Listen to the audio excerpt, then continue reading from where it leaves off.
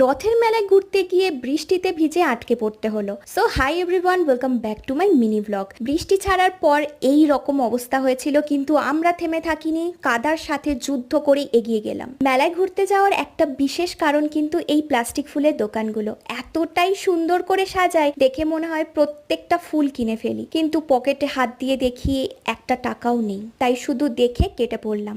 মেলার ভেতর দিকে যেতেই আরো একটা কাঠের জিনিসের দোকান দেখলাম। এত সুন্দর কালেকশন ছিল, প্রায় সবকিছুই নিতে ইচ্ছে করছিল। অনির্বাণ একটা কাঠের মাগ নিল, আর এগুলো জুয়েলারি বক্স মাত্র 40 টাকায় বিক্রি হচ্ছিল। আমি একটা নিয়ে নিয়েছি। বৃষ্টি হলেও বেশ গরম ছিল। আইসক্রিম স্টল থেকে একটা কিনে নি, এটা ভীষণ ভালো খেতে ছিল, একটা খেয়ে একদম পোষায়নি। মেলায় এসেছি, পাসকোড়া চপ তো খেতেই হবে, বেশ গরম দিয়েছিল, এটা খেতেও ভালোই ছিল। মেলা থেকে বেরিয়ে একটু ট্রেন্ডস গেছিলাম, অনির্বাণে একটা শার্ট কেনার ছিল, অনেক দেখেও একটাও ভালো লাগেনি, তাই কিছু না কিনে বাড়ি চলে আসি।